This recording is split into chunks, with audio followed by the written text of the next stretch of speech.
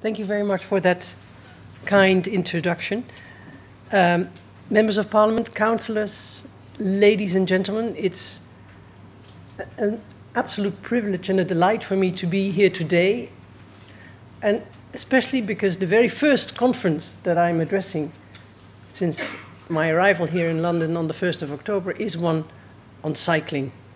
And of course, cycling is a topic that is close to every Dutchman and Dutchwoman's heart. We are very happy that so many of you have turned out here today and that you have not been deterred by the sign as you entered the yard that you had to get off your bicycle. So there are perhaps some things that may have to be changed by you, not by us, the Dutch, but you may want to discuss these kinds of issues. We're very happy to be here today and to see Dutch cycling experts teaming up with their British counterparts. Basically, I think to do three things: to see how the Dutch cycling experience can boost the cycle networks of London and Britain, how safety can be increased, and how public support for cycling can be enhanced.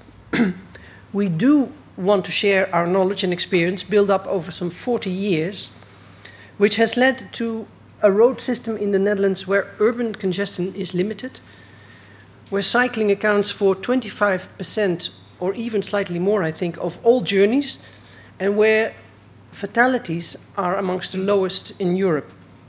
It's taken us a long 40 years to get there. This has not been an easy road.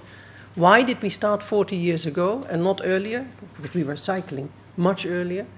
That's got a lot to do with the fact that in the 50s and 60s, when cars became a fairly dominant mode of transportation, the Dutch population revolted against the rapidly increasing number of cycling deaths.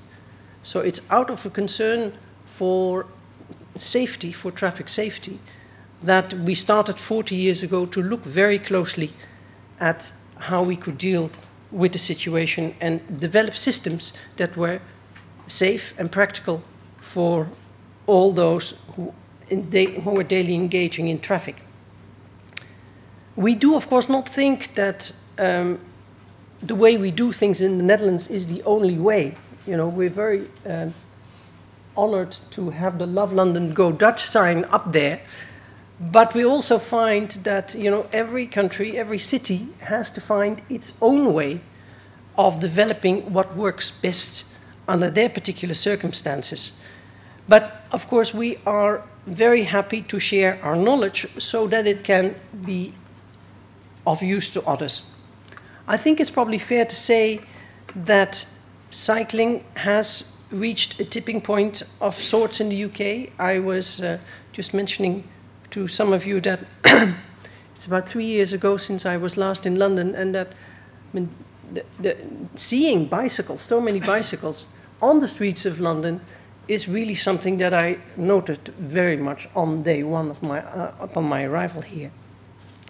So, although, you know, my personal experience on day one of my stay here is not the best of measurements, I think that, you know, there are other things as well. There's the sheer number of bikes on the streets. There are the important campaigns. There is, of course, the London Cycling Campaign's Go Dutch campaign, which we support. There is a Times' Cycle Safe campaign. There are numerous newspaper articles, blogs, features, and importantly, I think also parliamentary hearings with record attendances. In our conference series, cycling experts, urban planners and politicians will exchange views in both practical workshops and in more wide-ranging seminar. I would really like to thank the London Cycling Campaign as well as Andre from Cycle Nation excuse me, for their huge efforts in realizing this conference today. And certainly,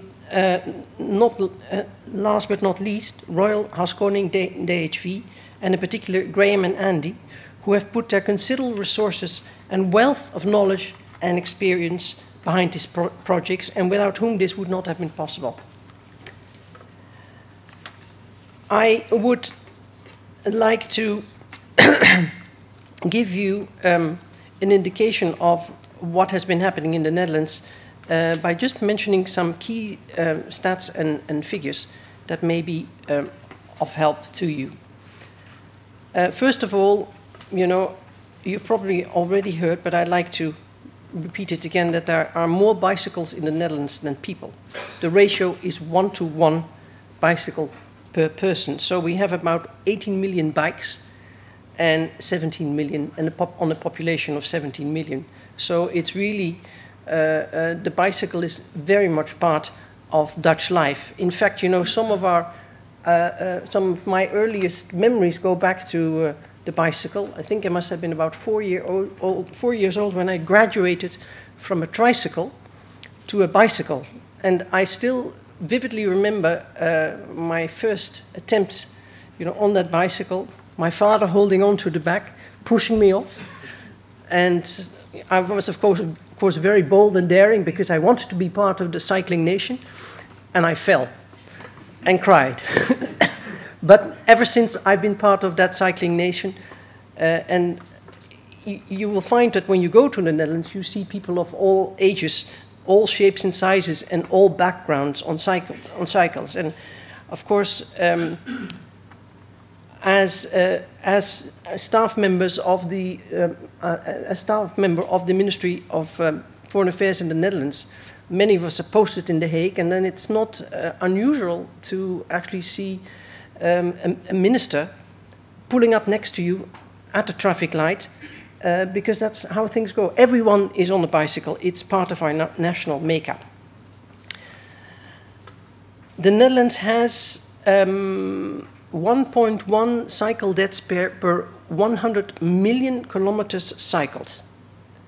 Now, in the UK, you have 3 times as many, about 3.6 fatalities per 100 million kilometers cycled. Moreover, these far fewer cycling fatalities occur in spite of far higher number of total kilometers cycled in the Netherlands. Although many provisions in our infrastructure, be it urban or rural, have contributed to improved safety, the greatest advantages came through the integration of both cycling and pedestrians in all transport, and the integration of both cycling and pedestrians in all transport plans and projects from the outset. I think that is really key and has been part of the success that we have been seeing. In the Netherlands, we have been doing this for the past 40 years with currently more than 29,000 kilometers of cycle lanes, which, if you look at, say, 15 years ago, this stands for an increase of 41%. So we are still moving ahead and constantly improving and trying to get better at it. A number of other measures have also been important, including traffic calming, legal protection for cyclists, and giving cyclists the right of way.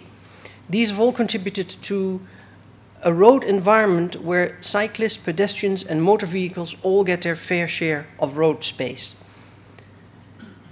For the Dutch, the economic, environmental, and health benefits of cycling far outweigh the costs.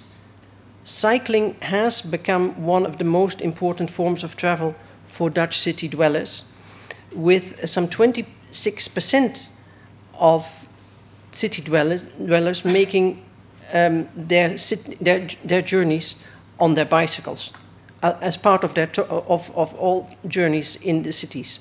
This is the highest number in the EU. As I said, and I think I want to underline this again, we are not here to tell you what you should do. We want to share our knowledge. We do not have all the solutions ourselves. We're still trying to move forward. And it was only, I think, about 10 days ago that the mayor of Amsterdam visited here with a delegation and stated very clearly that one of the problems that we still have is determining how we can find better ways of getting people to park their bicycles. In some of the cities in the Netherlands, you see these eyesores of 500 bicycles parked randomly in front of a railway station. So we need the help of others as well to think through these kinds of measures that need to be taken. We don't have all the answers ourselves. So for us today, this is also very much of a learning experience to hear about your ideas, about your experience, your suggestions, and your hopes for yourselves. Thank you very much, and I wish you success with your meetings today.